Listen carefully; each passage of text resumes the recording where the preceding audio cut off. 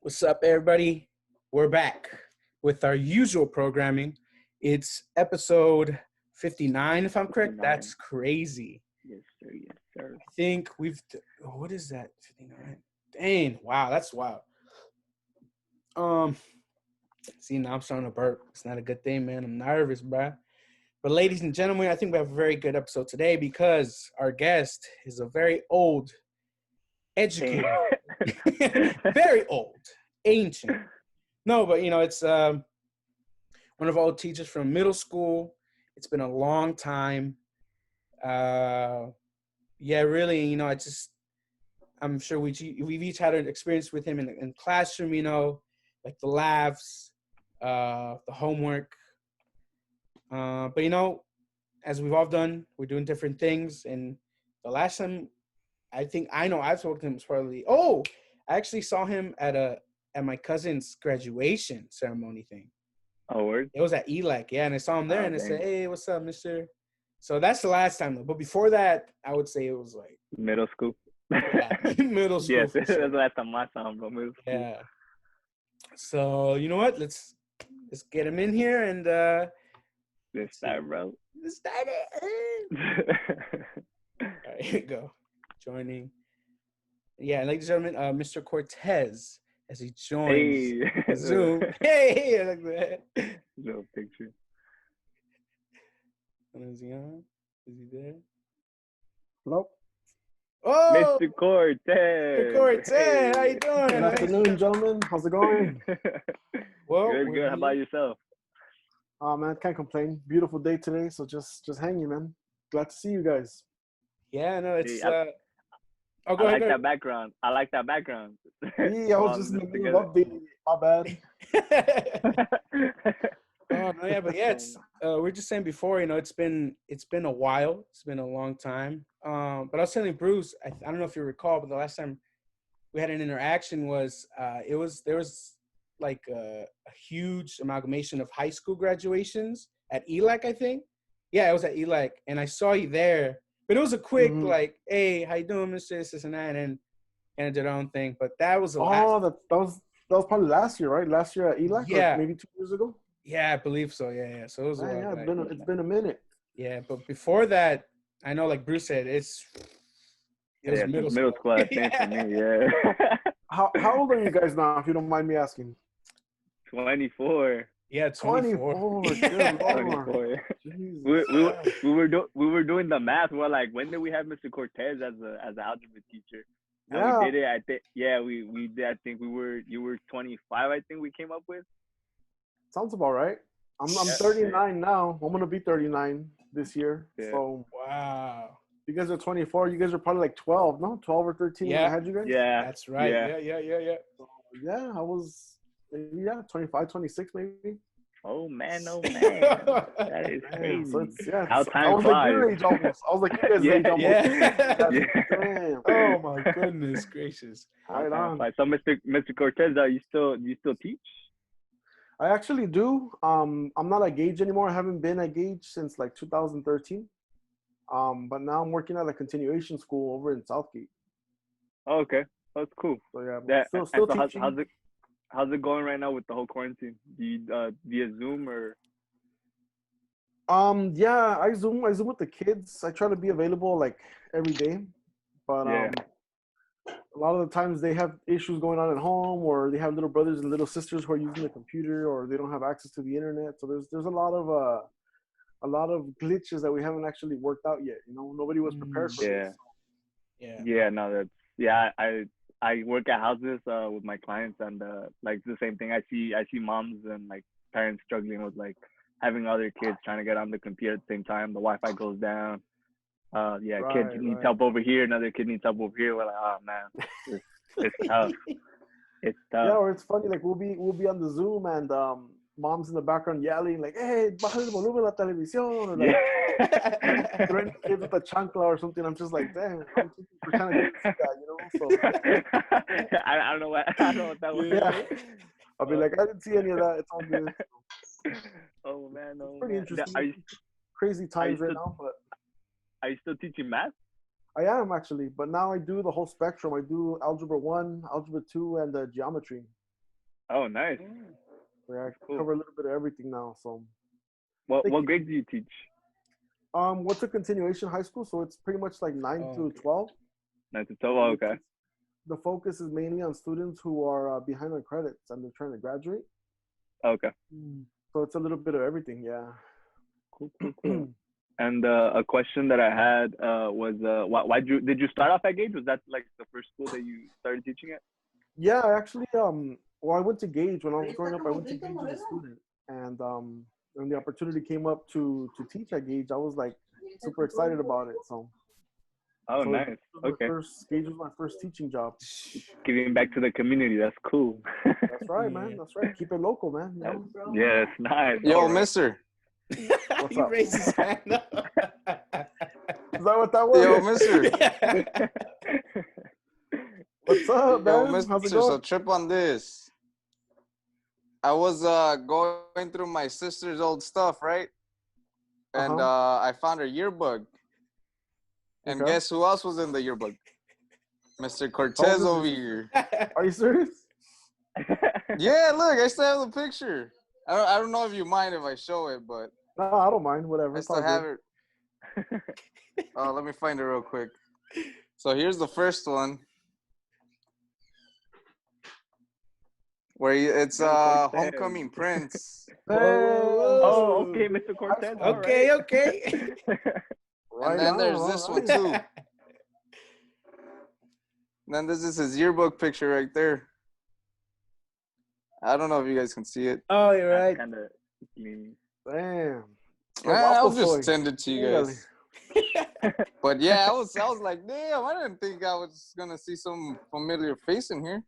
So What a your sister throwback. What a went to throwback. HBC, I assume then, right? Yeah, you guys graduated from the same year. Was she? What I don't know track if was she you on? remember. Huh? What track was she on? I don't know. Her name's Noemi Noemi? Ballesteros. Yeah. She was I don't part know. of a church back then, so they're like, I don't know. I don't know. But yeah. Oh, that's crazy, man. Small world. Oh man, That's oh man. crazy. And Well, so I had one last question Yeah. about the past, about Gage. Uh-huh. And so the rumor was, I don't know if it's true, but like we heard that you had gotten a pink slip back in our 7th grade. I had gotten a what? A pink slip. A pink Yes. slip. Yeah, dude. That was. Yeah. And what is that exactly? Does that mean because I mean I don't know to this day honestly. Like Yeah. does that mean that you were like fired? Was that like a warning or like what? The thing is, What was that? what year was that? What was that, like 2007, 2008 maybe? 2009 I think. 2009. Yeah. 2008. So Yeah, 2009. the thing with the pink slip was because I don't know if you guys remember. Well, you guys are probably not gonna be aware of what was going on back then, but like the whole housing crisis of the 2008. No, I Um, don't. I mean, this was all going on back in those days, so you guys were kids, but there was a lot of budget cuts, and so the district was going through the list of employees that were newer, who had less years of experience, and they were giving them pink slips. The pink slip kind of just says like, you might not have a job next year, so you might want to start looking around. And but luckily though, because I was teaching math, and math is always like a high need area, they didn't cut me loose, so I was able to keep my job. Okay. It was pretty nerve wracking though, man. It was Yeah, I remember us as kids hearing like, oh, someone got a pink slip. We're like, what? No, yeah, like, oh. that's crazy. Like, yeah, it was rough, but we pulled through. So you pulled through, nice. Okay, cool. Thanks for clearing that up. yeah, man, no problem. Yeah, no, we know. Yeah, but and I guess in relation to teaching, like, what is it that kind of motivated you or inspired you to get into teaching? Good question. Well, for me, growing up, in all of my elementary school years, I only had one male teacher, and I was like, Same. dang, all my teachers were all women, and they were usually, like, older white women. And the only male teacher that I had was my first grade teacher. He was male and he was Hispanic, and that just always kind of stuck with me. I always thought like, man, there's only like one male teacher that I came across. So that kind of just always stuck in the back of my mind, and I always thought like I'd like to go back and teach first grade, because that was my first grade teacher. So I just kind of made the connection, like I'll go back to teach first grade. But funny thing is, I went to before I was a teacher, I was working in the office at an elementary school, and I was like, okay, this will kind of get my foot in the door, so I can kind of see how it is around here. And I quickly discovered that the kids in elementary school are super clingy. Like they're just like hands on. They always want to hug you. They always want to like. And I felt awkward, you know. I felt awkward, like these little kids like trying to hug me and put their arms on me, and I was just kind of like, I don't know if this is okay. I was just like nervous, like freaking out about it. Yeah. So I didn't go into elementary school teaching, and then well, the opportunity came up to work at a middle school, and that's kind of how it all started. So nice. That's kind of where that came from. There we go. No, yeah, it froze for a second, but no, it's crazy because I would say to this day, you know, it's not like, you know, it's not because you're a guest on the show, but I've always felt that you're for sure top 2 math teachers for sure. Because for me, math was always like, oh my gosh, like a headache. Bro, easy. I'm an English guy. I'm just like the literature and whatnot. But when it comes to numbers, my brain just like, yeah, I don't know. But now I remember that. And yeah, that's why, like what Bruce said, right? When we heard like about the whole pink slip dilemma or something, I was like, oh my gosh, like it's the end of the world. Obviously now we know it was more of just like a heads up, but still I was like, oh man. Well, thanks, man. That's really nice to hear. And it's really one of the reasons why I've stayed in teaching, because it's rewarding to hear people come back and say like, oh man, you know, you helped me through this, or because of you, blah, blah, blah, blah, you know? So it's really nice to hear that, man. Thanks, Lewis. Means a lot. And again, it's not just because you're on the show or anything, you know. Just, you know, that's all right. Even if it is, it's all good. Thank you, though, man. So I know I'm a little late, but did you grow up in HP, mister? I did, man. I grew up in HP. I went to Miles Avenue Elementary, Gage Middle School, and Huntington Park High School. Obviously, you saw my yearbook there. So, yeah. How was it back then? Like, has it changed a lot? Like, how was it back then growing up? How was it back then? Well, I mean, it was, I don't know, minus the technology, it's the same, you know, it's the same people, it's the same La Raza, you know, we're just making it through the struggle. But without the technology, it's just kind of like analog. We'd go outside and play. We weren't like on Facebook or Instagram. We're just running around playing baseball or basketball or whatever, just to not annoy our mom so much so she wouldn't beat us down with the chancla, you know? So yeah. Were there any like lowriders back then over here or not? I grew up right there close to where Huntington Park High School's at. That's where I lived for forever, you know. So in that neighborhood I didn't really see a lot of lowriders. I know there was more lowriders like in East LA and stuff in Boyle Heights, but not really there in that pocket where I grew up, you know. Oh, okay. That's cool. Hey man, making him feel old, bro. Hey man, I'm just a curious cat. No, it's nothing wrong with that. Yeah, but it's cool though, because I think it's also inspiring, right, to see somebody. Because you know, at least in my experience growing up, a lot of teachers, you know, like I had one teacher in high school who came. I think he lived all the way in like the Valencia area, or like by Six Flags. And yeah, and we were near like downtown LA, so it was like, that's wild. But you know, I think it's obviously if you're a good teacher, you're a good teacher. I think it's an added bonus when you have somebody like an educator who's familiar, I guess, with the environment, but also, you know, can kind of relate to your story or you growing up. So it's like, oh, you know, I guess that confidence kind of grows, and it's just cool. And again, like it's inspiring to kind of hear your journey right into reaching that level. And you know, luckily for us, we got a taste of your education skills, and you know, it definitely was awesome for sure. Yeah. Well, back then, man, I was starting out, man. So you know, like you go to college and you go get a credential to be a teacher, but they don't necessarily teach you everything that is in the real world, you know, like books is one thing, but then when you're in front of a class of 30 kids, it's like, holy crap, the book doesn't say how to respond about or whatever, you know, it doesn't but it's totally different from getting a credential and going to school than actually being live in front of a group of kids. And you know, whatever you're doing in front of them is going to have an effect on them, positive or negative. You know, it depends on how you go about it. Because there's been some teachers that I've met as a teacher, and I'm just like, dude, how did you become a teacher? Like, you're just a jerk. You're like, you don't have any patience with the kids. You're always like snapping at them. I'm just like asking myself, like, how does this happen? How do people get into the education if they don't know how to get along with kids, or they can't get along with kids? You know? Yeah. Nah, I be having the same questions too, but you know, it is what it is. It is what it is. So you guys all like, you guys are still in college, or you guys? I'm sorry, I know you guys are the host, but Oh no, you get it. I guess I forgot to say that, you know, in the beginning. Also feel free to ask questions. You know, Oh yeah, cool. yeah. Thanks, Feel free to bounce off. Yeah, but at least I'll speak for myself. I'm still currently going to school. I was going to school in the East Coast. Really? Yeah, but you know, financial aid's a little tight or whatever, so you know, I had to kind of head on back home. So right now, there's a period where I was trying to, you know, figure out things, and I kind of found my path. So for me myself, I'm still in school, but you know, it's still in the process of like, you know, all right, which direction are we gonna go in, and you know, it's been good so far. So right on. Yeah. As for me, I graduated from Cal State Northridge 2018, like December. Walked the stage around March 2019. Thank you. And right now I'm just working with kids who have autism. Oh, okay. And I'm trying to see if that's something I want to keep pursuing, or if I want to go a different direction. But yeah. Right on, man. That's good to hear. Cool.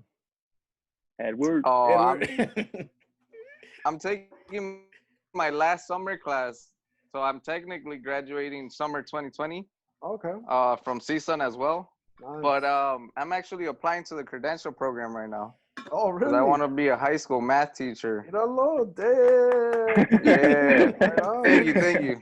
That's awesome. Cool. And man. same thing, you know, like I kind of already know that like schools need math teachers. So I'm not really tripping about like really finding a job because it's in high demand.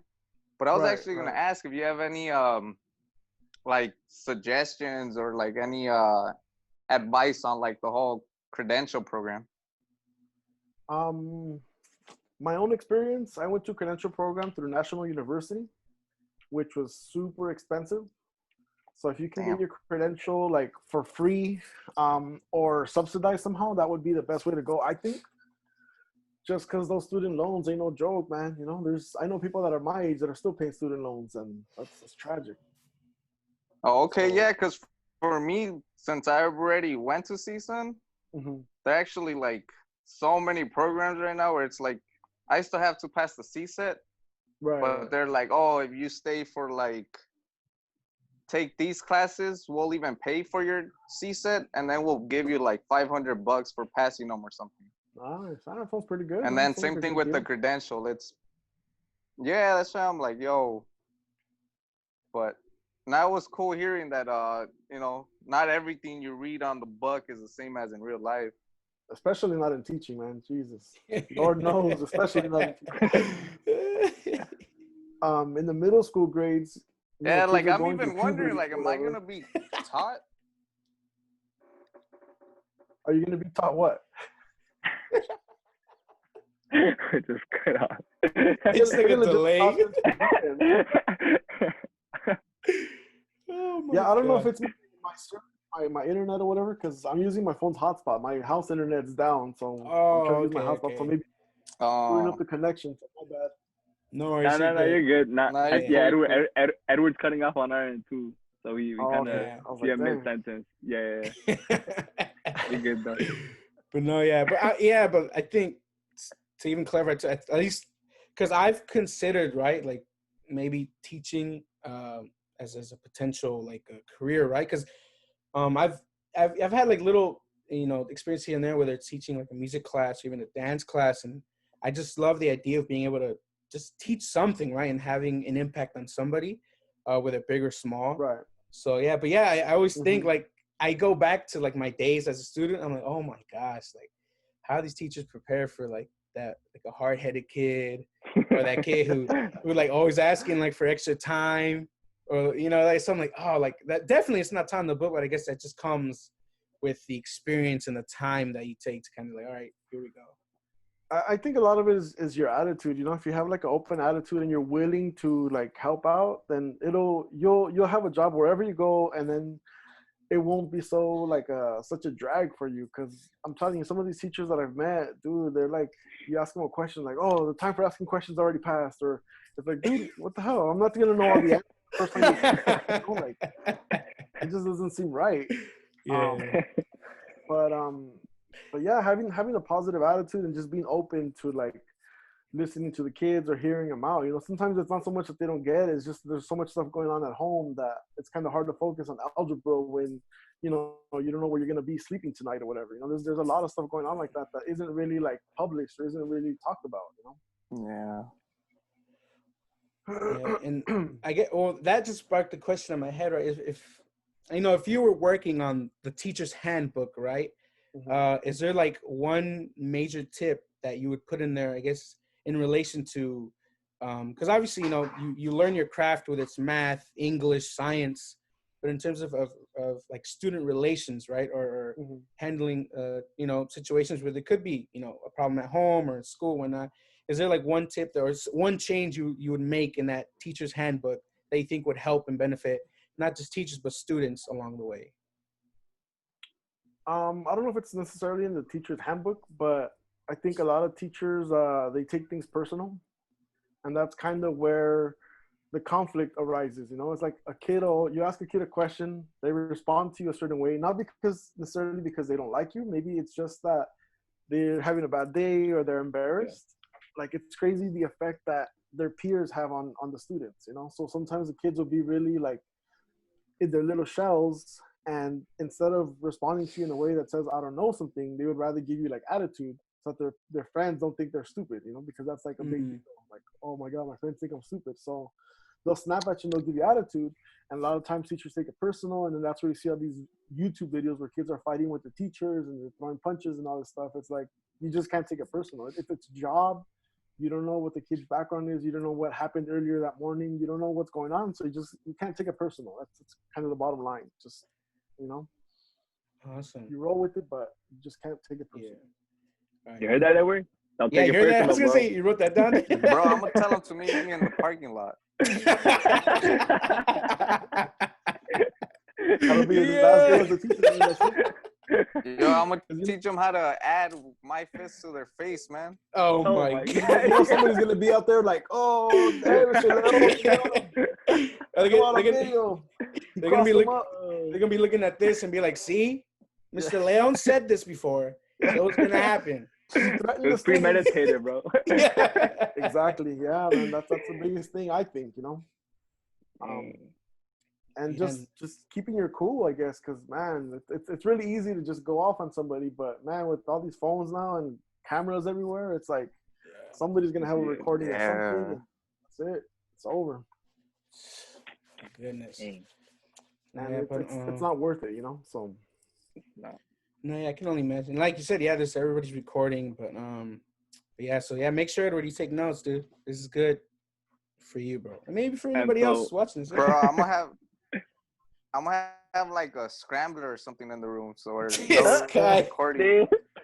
You know, I had thought about something like that back in the day when I was teaching at Gage. I was like, man, too many kids have phones now. I want to like invest in like a little scrambler just to throw out everybody's things. But in the case of an emergency, dude, that's like a felony. Right? Yeah. End up in the slammer for that kind of stuff. So. And before I go on, is anybody else any other questions? Because there's been a trend. I've been told that I talk too much sometimes. So I wanna open it up. Open the landscape up to me. Or you, Mr. Cortez, if you have any questions too, like feel free to just throw them at us. I have a question about you guys' Couch Potatoes program here. What do you guys? How long have you guys been doing it? First of all, and what do you guys plan to like? What kind of plans do you guys have for the future? I think Mark can answer. No, it's so I think if I'm correct, we just passed the 2-year mark that we've been doing this. So. Yeah. So I mean, it's obviously been like for 2 years. Someone should be like, "Oh, you should have more episodes." Well, it's been 2 years, of like ups and downs, figuring out what are we doing, this and that. Luckily, we've been more consistent with in my case, I've been. Yeah, he's with editing, because I'm very nitpicky. Like if I see something, I'm like, I don't like this. I'd rather not post it. But now I guess I see that people appreciate the rawness in a conversation, or something, sure, whatever it is. Right. But I mean, I know for me personally, one of my dreams has always been, whether it's like having a radio show or a talk show, again, whether it's being a radio, being like that Jimmy Fallon, the Jimmy Kimmel, like just being able to, because I like stories. I like hearing people have conversations. I've always been interested, like, and for me, like when I do run, I don't really listen to music anymore. I just listen to podcasts, and that kind of just keeps my mind out of like, my knees are hurting or something. But my shins are hurting. Yeah. But at least I know I've told these guys, right, the ultimate goal, is to be able to have a platform where, it's not just us telling our stories or people seeing. And again, like I know Bruce said a long time ago, like it's going to be really cool to have, like, even if this doesn't really go anywhere, it'll be cool to have like almost like a visual photo book of how we've grown over the years, and how, like, whether it's the way we think, our appearance, but my hopeful goal, is that we can expand this, and not just, have Couch Potatoes as a podcast, but like we expand into other mediums, whether it's more audio stuff, more visual stuff, and then I know we have our own space here that all together we put. And, opening that space up to other people. Like, let's say if Bruce wants to have his own podcast, or if you want to have your own podcast, we have a space that we can share with other creatives. And, just, because I think a lot of the times, and I realized this growing up, is a lot of kids, for me, we want to do a lot of cool stuff, but we don't have access to, whether it's cameras or phones or audio recording systems. But to be able to at least open the door for somebody, I think it's cool. So, not just having Couch Potatoes as just a podcast name, but rather as a door for others like me, Bruce, or yourself to, be able to do cool stuff. Because at the end of the day, it's like, who doesn't want to make cool stuff with their friends? I think it's, of course, I think it's really dope. I don't know if what I said makes sense. I tend to just kind of go down this slope of just words, but so I mean that's the goal, essentially, opening doors up for others to create. Yeah, he said it all, Mr. Cortez. Yeah, he hit every point pretty much. Yeah. Yeah, and it's also an excuse just for us to hang out.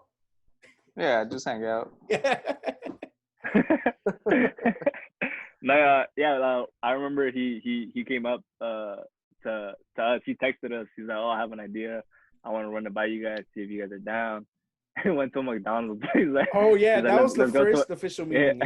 Yeah, he's like, let's set a meeting at McDonald's. I was like, "Yeah, all right." In my house, like a meeting. I was like, "Cool, yeah, okay, whatever, dude."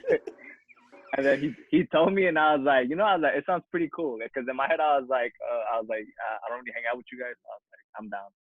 I was like, we can hang out more this way. Yeah. And then honestly, in the beginning, I was like, I didn't think it was gonna go anywhere. I was like, we're probably gonna stop after a year, like in my head.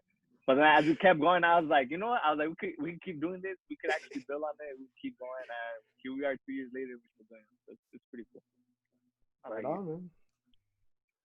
It's cool. Yeah. It's cool to see you guys are keeping that like video yearbook pretty much of all the stuff you guys are going through, and you guys having these conversations with your guests or with each other and stuff. So that's pretty awesome.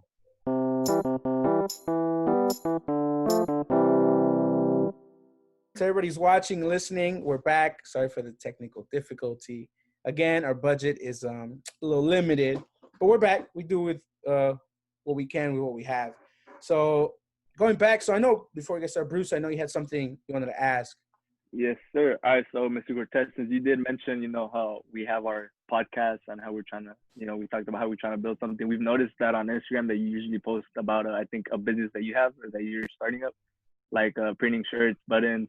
I remember you used to do that in middle school. You used to have like little buttons, and you'd sell them for like 25 cents. Or, like, I was a pretty loyal customer. I remember that. I bought a couple pins. It was pretty cool. So is that something that you do like on the side, or you also do that like full time, or like what's that? It just kind of started as a hobby, like with the buttons, It was just like, oh, let me put together some buttons, see how they look. And just doing that over time, it's like I invested in more equipment, got into making shirts, got into making all kinds of stuff, picture frames and keychains and whatever, you name it. And most likely I can probably make it, So I was going to say earlier, like when you guys were saying about expanding, if you guys need merch or whatever, maybe I can help you guys put something together or get something so you guys can give out to your followers or something. I don't know. Yeah. That first, we definitely wanted to have that conversation. For sure. But we could do that off air. You know, we can talk business that way. For sure. But I And mean, it so, started off as a hobby. It's a little extra income. I can't do it full time because I'm teaching, but I mean, it's fun and I really enjoy doing it. You know, people come to me and they say, oh, you know, I want to do, you know, like, for example, the graduation banner. They'll tell me, oh, you know, my son's graduating and he's not having a regular graduation, so I want a banner. And they tell me what they want and we put it together. And, you know, I like seeing that they like the product that I put forth for them, you know, so.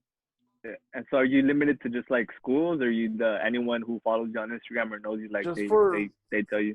Yeah, whoever tells me, people that I work with or that I used to work with, or just, you know, whoever, they'll come across my page and they'll hit me up and we get to talking. So Cool, man. So, but yeah, I mean, off the air, if you guys wanna, you know, get some things going for you guys, I mean, I'll be sure to help you guys out if you guys want my help. Pretty cool. that'd be dope. Yes, No, yes, definitely. definitely, yes.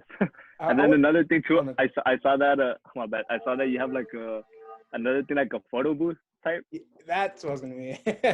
Yeah, so that too, I mean, it just kind of started like as a hobby thing, whatever. But what it is, it's pretty much like a service where you get like a customized overlay or like a background, I guess, for your event. So for like a quinceañera or whatever, but instead of having like a whole photo booth and doing all that, it's more mobile, you know. So it's more like I can take it with me and we'll just do it wherever you want to do it. I can follow you around if you want and do things like that. So I've done a few events where I go and I have like this harness that I wear. So I'll walk around and I'll put the big ass light in everybody's face. I'll be like, oh yeah, let's take a picture real quick. So, and I get, you know, work my way around the room and just take some pictures for the folks. So, oh wow, cool. You know, going back to Eddie over here talking about going into teaching possibly. Teaching doesn't pay a lot, man. So you have to, you know, improvise. No, I know that. You have to get a side hustle, bro. So you gotta find some kind of side hustle or something. You guys gotta, you know, trademark the couch potatoes so you guys can get some royalties off of it.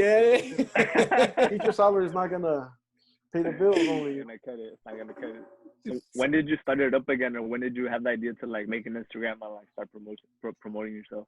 I mean, it was a few years after that, because that was like in what, 2009, you said? 2000, something like that? Yeah, 2008, 2009, yeah. Yeah, so maybe I got married in 2011. And when I got married, I was like, dang, I need to like make some more cash, man, because we both work for the district. You know, my wife also works for the district, so it's not like we're raking in the dough. We're like scraping by. So it was like, dang. And that's what I came up with. So now I have my dedicated office in my house here set up to print shirts and buttons and just all kinds of stuff, you know. That's awesome. And Yo, mister. Go ahead. What's your logo? Like, how do you come up with it? With the name of my brand or whatever, or the name of my company? Yeah. How'd you come up with that? What inspired that? Well, originally I used to call it Z-Rock Buttons because I used to make buttons, and Z-Rock because it's Cortez backwards. Oh, okay. Yeah. But whenever I would write it, it was long. It's like Cortez and the word buttons. It's like freaking 15 characters. I'm like, it's too long. So one day I was just doodling and I just took off all the vowels and I just left it as the ZTRC BTNS. So that's just kind of how it stuck. And everybody always looks at it like, what the hell? What is it? How do you pronounce that? I'm like, well, they're just letters. You just say So that's kind of where it started. And I mean, now mostly I just refer to it as ZTRC. And people are like, oh yeah, ZTRC, cool, whatever. So that's kind of awkward, kind of random, but whatever. It's definitely unique. That's cool. Yeah, it's unique. for sure.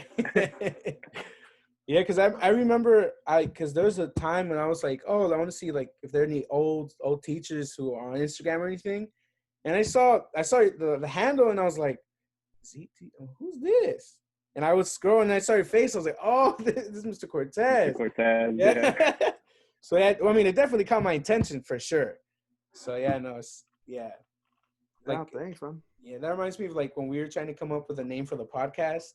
Oh my gosh. It was like, and at one point we are going to be like Fat Boys or like Big Boys or something. It was like, just like, what?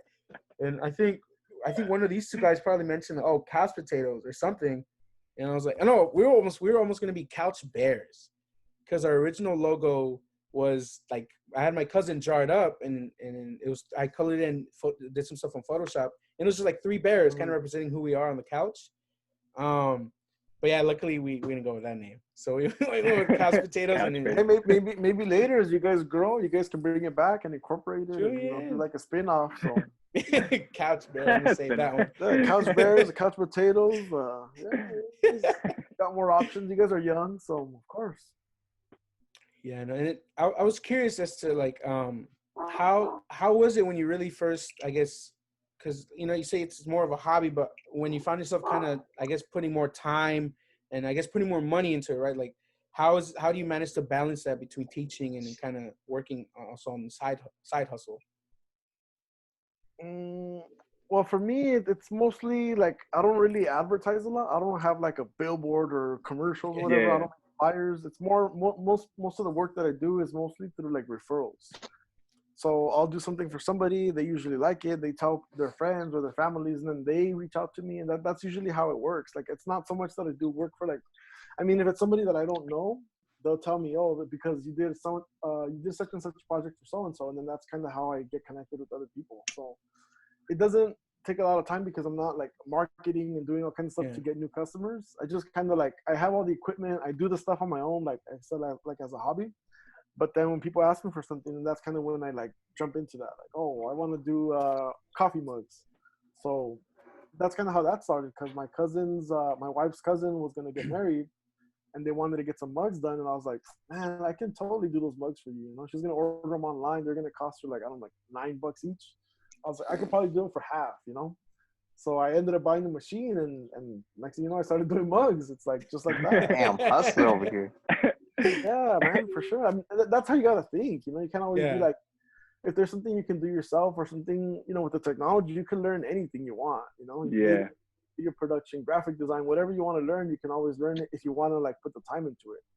And for me, I'd rather learn how to do something myself than pay somebody else to do it, Yeah. That's kind of the bottom line. So I think you guys are at a big advantage. You guys have the technology in your hands. You don't really need like a fancy studio or anything. You have the technology, you have the will to like learn it, then there's no reason why you can't do it. Whatever it is you want to learn, programming, whatever, it's just a matter of time and effort that you want to put into it. And like for me, I'm not like a graphic designer by trade. I never studied for that. I mean, I've done a lot of design work, but it's kind of just been like I said, learning from YouTube. See like on YouTube, oh, how do you design this? Or ideas for how to do a banner or a flyer. I'll look at them and I'll be like, I could do that. So then I get back and do it myself. Because also I have a contact who's a graphic designer, but he's not always the most reliable person that I can count on, And if I have a deadline, if somebody needs something by Friday, and this guy's giving me the runaround Monday, Tuesday, Wednesday, Thursday, I don't like to look bad in front of my customers. Like, oh yeah, I told you Friday, but it's actually not till next Wednesday. So with that, it kind of just motivated me to just do things on my own because I can't count on somebody else. Or I don't like to count on somebody else for stuff. Yeah. And with projects like that, do you have people pay like some money up front and then you give it to them, or you just wait till like the end and be like, all right? At first I used to just give people my word and they'd give me their word and I do the stuff and then I deliver it to them and they pay me. But I did get burned a few times, man. A few times where it's like, oh, we need 300 shirts, whatever, and I'll buy the shirts. And before I go into production, I check with them like, hey, so I have the shirts already. I'm gonna go into production. Make sure everything's cool. Oh, we're not gonna do it anymore. It's like, what the hell am I gonna do with 300 shirts now? Yeah. Oh man. But yeah, so now I actually collect the deposit up front, like 30%, 40%, just to have something in my pocket. And then once everything is done, then that's when I collect the rest. But okay.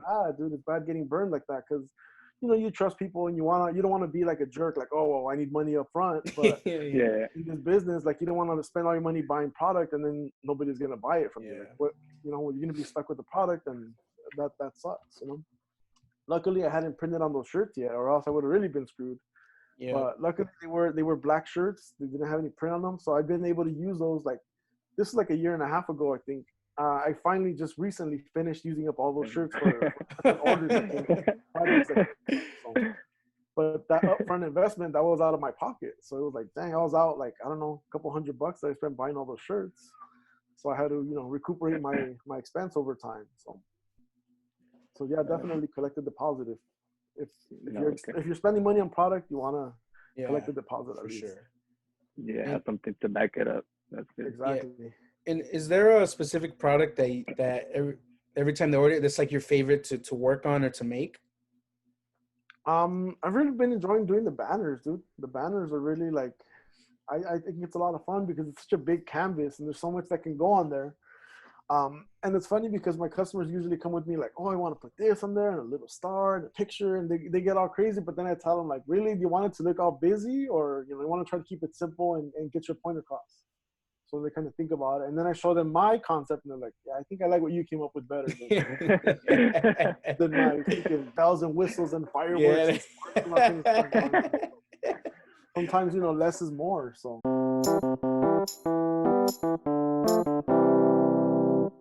it's something that I bring up, or I wanted to ask you guys about, because like I talk to my students a lot about it.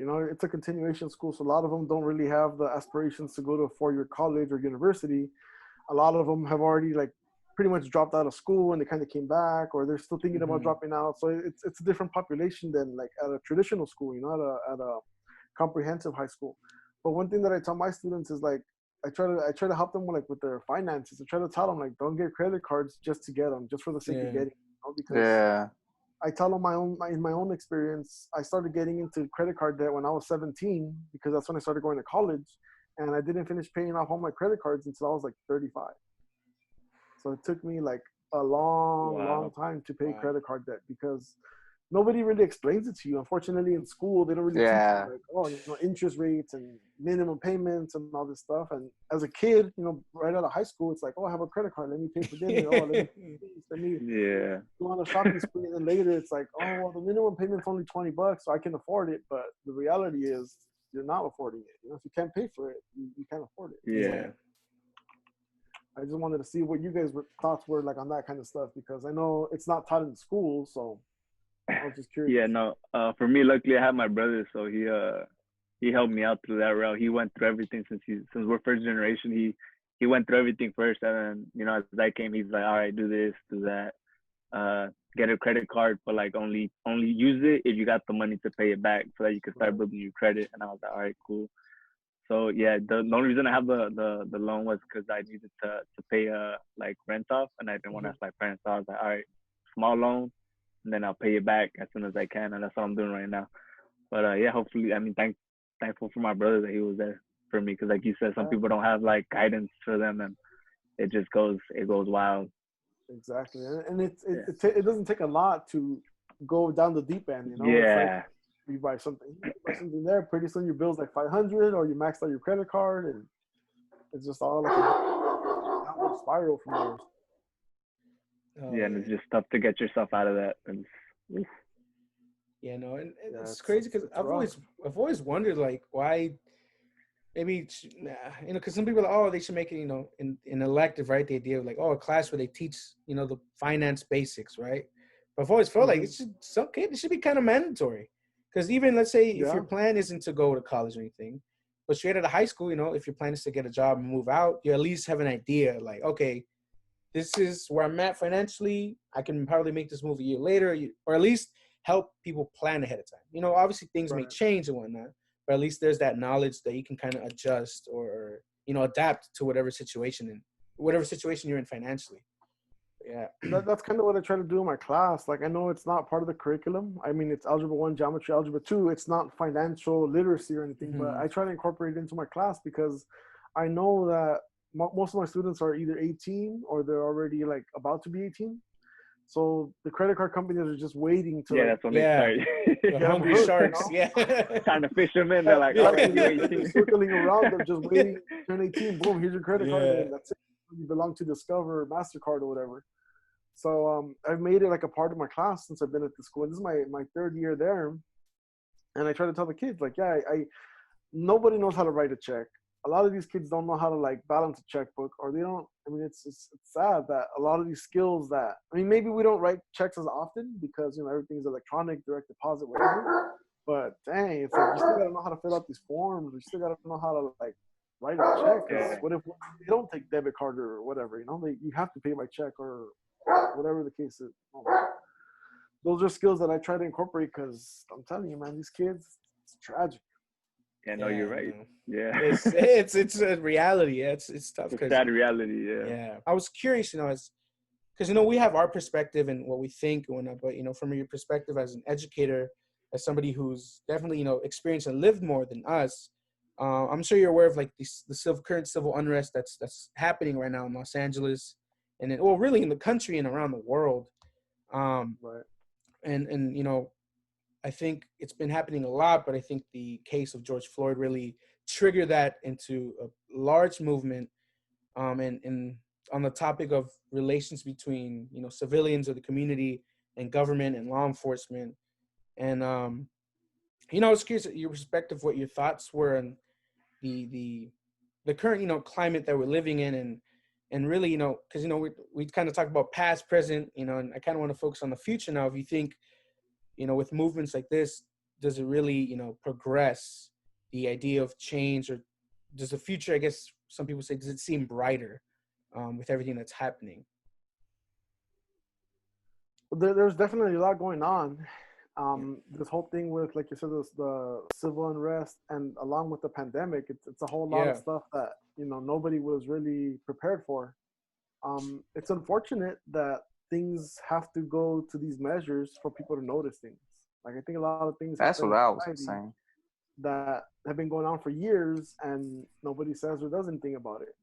So I think this movement has actually opened up a lot of eyes, or at least has brought a lot of attention to it, where hopefully the change starts to happen. Because a lot of the systemic racism that's going on, it's like it's been like that forever. It's just the way it is, that's what we've been accustomed to. Yep. I know in our communities there's a lot of like conflict within like African American and the Hispanic population or the Latino population, but I think it's bigger than that. The whole movement is bigger than that, because it's not just African American versus Latino, whatever. Or it seems like everybody has like not everybody, but there's like what's the word? Feel free to cut me out at this point. It just seems that there's so much like tension, or so much like hatred towards the minority groups. And again, with technology, it's helped bring access, or bring all of that stuff to light. Because if somebody just goes around and says, "Oh, a cop treated me unfairly," yeah, who's gonna believe you? They're gonna believe you, a Mexican little boy from Huntington Park, or they're gonna believe this cop who's been with the force for 15 years. So the fact that now the technology's in everybody's hands, and there's like recordings of everything now, that's kind of working to the movement's favor, where you can actually see, yeah, it's going on. Like, you can't just cover it up anymore. You can't just deny the allegations, because it's there in front of you. But there's still a lot of work that needs to be done. It's not something that's going to be resolved this year or next year. It's generations down that need to keep this work going, because if we just stop the movement now and everybody just pretends everything is okay, things are going to go exactly back to the way they were, if not worse. As you guys can already see, the president has taken actions to like militarize the police, and the what's it called, the Jesus Christ, like the military force, the Navy, the National Guard. Thank you, the National Guard. All those the forces of the armed services, and that's not right. Those groups aren't supposed to be turned against the citizens. They're supposed to protect the citizens. They're citizens themselves. They shouldn't be turned against the citizens. So there's a lot that has to be done. But I mean, I think this is a good starting point for it. A lot of the attention hopefully is going to lead to some change. But again, it's going to be ongoing. It's not going to finish anytime soon.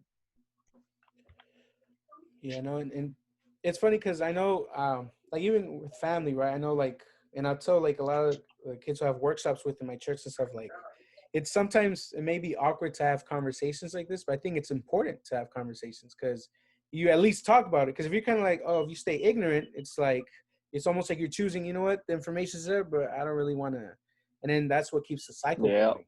And that's a huge issue. But I think, conversations like this, or whether it's from like same generation or one generation to the other, I think that definitely helps progress change. And, hopefully, like you said, right, it's not going to happen tomorrow, next month, a year, 2 years, it could, me and Bruce or my generation, we may not be living anymore to see that change. Right. But the whole, I think for me personally, I think the idea is to make sure that change is happening, that there is progress, there is movement. Forward. Yeah, because I think it was I forgot the author's name again. I think it was James Baldwin. I mentioned in the last video we did how he talks about how he's had children, grandchildren, and they keep saying that change is coming, but nothing's happened yet. So, you know, it'd be horrible to have that same, being able to say that same thing when we have our grandchildren or their grandchildren. It's like, when is this ever going to end? And obviously at the end of the day, there are always going to be areas, right? It's not going to be perfect, but, you know, to at least set the tone that we're not going to tolerate this anymore, that there's a new change coming. Right. There's a new era coming. So, but yeah, no, it's, and I, you know, we appreciate, you know, you having a say in this, you know, at least having a conversation. Yeah, giving us your thoughts. What I was going to say is that we can't just be complacent. You know, we can't be like, oh, it's happening to the Black people, not to us. It's happening to everybody. So we have to all like come together as a people and stand up for each other, you know, because right now, it's only the Blacks, but then next year it's like, it's only the Mexicans. And then next year it's only the, you know, Middle Eastern. And then it just goes on and on and on. So we have to like look out for each other. You know, we can't just be self-absorbed and try to just pretend like, oh, well, we're okay. So don't leave us alone for now. But that's not the way it should be. You know? We gotta all just work together and lift ourselves out of this. Bruce, did you want to say anything? I don't know. He's chilling in the shadows. I'm good, man. I'm good. Because we definitely, like, I know, like, we previously had recorded an episode with Bruce's brother, but I kind of, you know, made the executive decision to kind of, like, I kind of focus on, you know, Bruce, his relationship with his brother and whatnot. But then later, like, I know Bruce told me a lot, you know, I think we should probably do something. And another friend of ours who helps with the show told me as well. So yeah, we had, you know, we did a whole, you know, short conversation that, you know, we may not have a huge following, but like I said, to anybody, and like, if you listen to this now, like, if you have some type of platform, I think it's important. You know, you don't have to be the most knowing or the most intelligent human being, but sometimes just having some sort of empathy, some sort of compassion to be aware, to understand, and to generate the conversation. Because I think for sure, definitely in my generation with Bruce, like, I think it's important that we take this momentum and we keep it going, and we inspire the next generation and the generation after that to keep going. Because like we said, if we want change, we got to make change. Like, this really, I know for sure I'm starting to realize that I've always kind of been the guy that's like, oh, you know, like, somebody else will take care of it, or somebody else, you know, they're leading the protest, they're gonna do it themselves, they got it. But again, it once it leaks into your own personal thing or that, you're like, oh, wait a minute. So yeah, but you know, and luckily that hasn't happened. Now it's against us. Yeah. So but yeah, so you know, hopefully people do react before that does occur. So yeah, it's what you said. It's definitely, for sure, it's truth and inspiring as well. That hopefully somebody who hears this, kind of, if they're complacent, they can kind of be like, you know what, maybe I should do something. Whether it's, you know, signing petitions, maybe going out to protests, or having a conversation. Because like you said, right? Going out to vote as well. And it's the little things, right? It's that put together, and it just creates this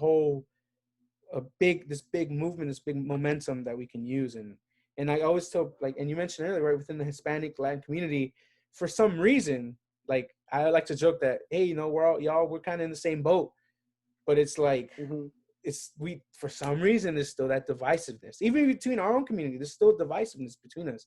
So it's like, we just kind of got to snap our heads on right and kind of open our eyes and be like, hey, you know, it's not just about you and me, it's about everybody.